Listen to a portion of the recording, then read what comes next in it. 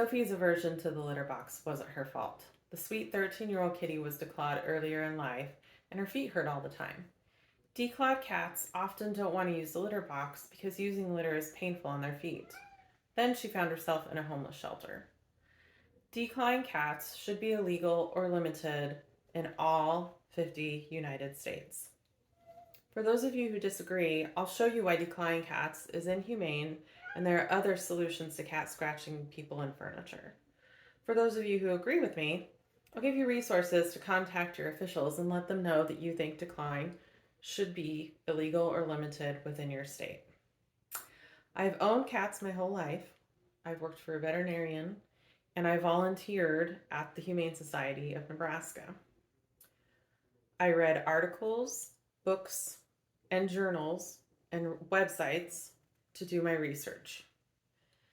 I will persuade you that declawing cats is painful and unnecessary procedure for cats and often creates more behavioral issues than it solves. The solution is training your cats to have their nails trimmed, using nail caps, and having adequate posts and cat furniture in your home to redirect your cat scratching. Declawing causes pain, litter box issues, and behavioral issues in cats.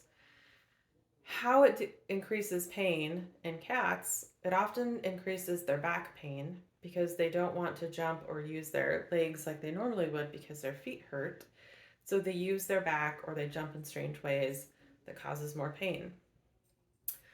As I mentioned, there's pain in the paws, often because there's fragments of the bone left over, and lameness because they don't want to put pressure on their feet, so they often limp around. There can be infection, which is a chance you take when you do surgery of any type on an animal. And as I mentioned earlier, fragments get left behind and cause pain for them. It also causes behavioral changes, often in cats after the surgery. I mentioned with Sophie earlier that she had an aversion to the litter box. The litter is painful for them to dig in when they have pain in their feet, and that litter gets between their toes. Sometimes when an animal's in pain and they don't know how to express it, they bite because that's the only way that they can talk to us. And often they'll become aggressive if you touch the area of their body that's uncomfortable, or they're just living in pain generally. Also, excessive licking or chewing at their feet because of the discomfort is one of the side effects. Now, there is possible increase in tumor growth after declawing. In a survey of veterans who performed declawing, only 5.4% were aware that fragments were being left behind at the time of the procedure.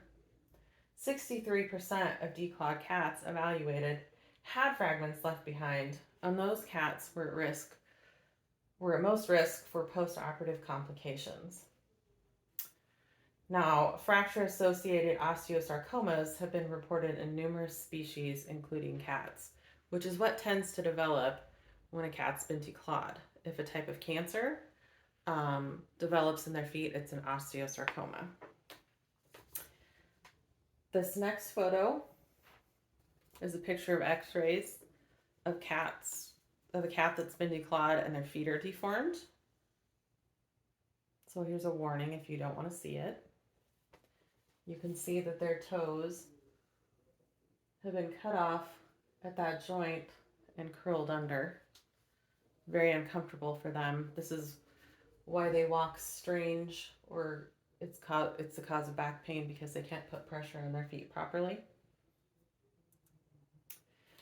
Training cats to have their nails trimmed, nail caps, scratching posts, and furniture protection is a good solution to getting your cat declawed. Something you need to trim your cat's nails, you just need small trimmers. Treats are always good. Approach the cat when it's relaxed and stay calm. Snip at a 45-degree angle. And stop and come back if your cat gets too agitated. I have a 13-year-old cat named Bacon, and he lets me trim his nails. Sometimes I only get the first two paws done, the front two paws done, before he gets frustrated with me.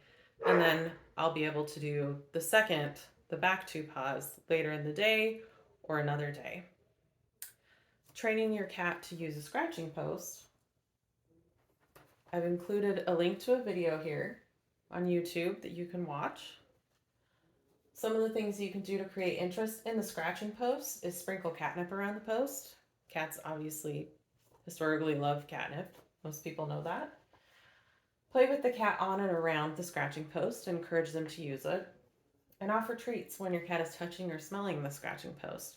Any positive association to that scratching post is a good thing.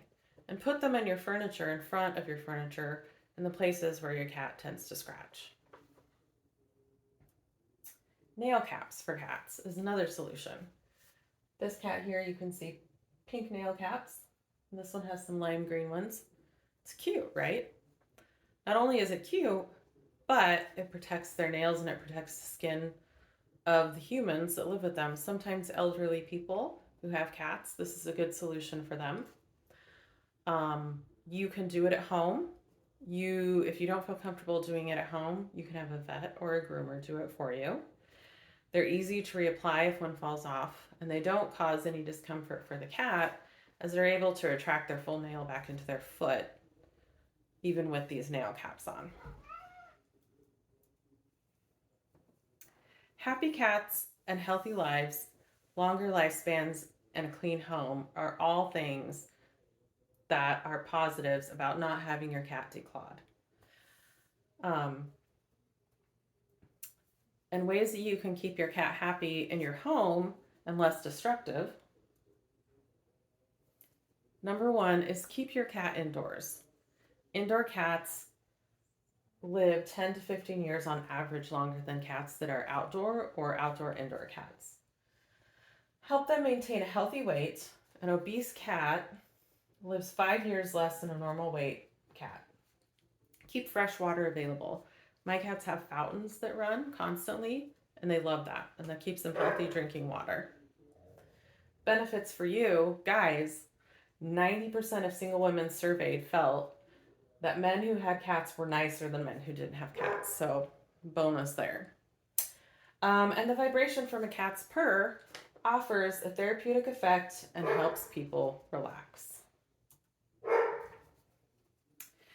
So here's some statistics on, here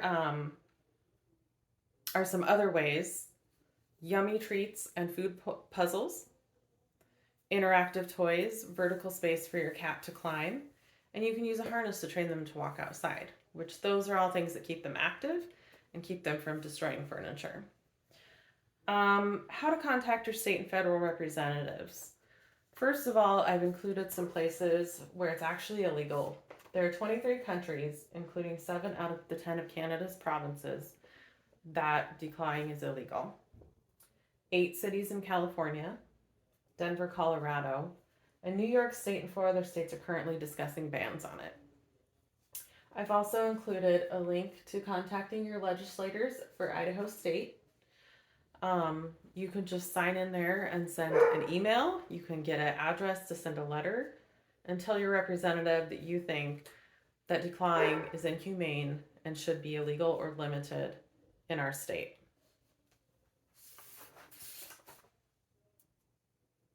In conclusion, I've shown you that declawing cats should be illegal or limited in all United States. Today I've shown you that declawing cats is painful and a necessary procedure for cats and often creates more behavioral issues than it solves. The solution is training your cats to have their nails trimmed, using nail caps, and having adequate posts and cat furniture in your home to redirect your cat scratching. I would ask you to contact your state and federal representatives. Remember Sophie? Luckily, she was able to come to Best Friends in Salt Lake City, and from there she had corrective surgery on her toes. The fact is, declawing is something that's done simply for human convenience to essentially mutilate a living being to protect a couch. That is just crazy to me.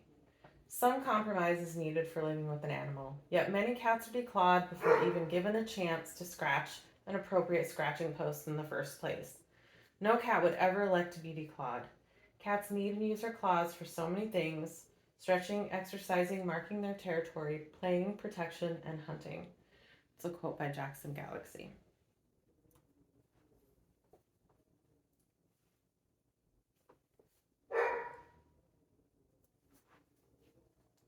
Thank you.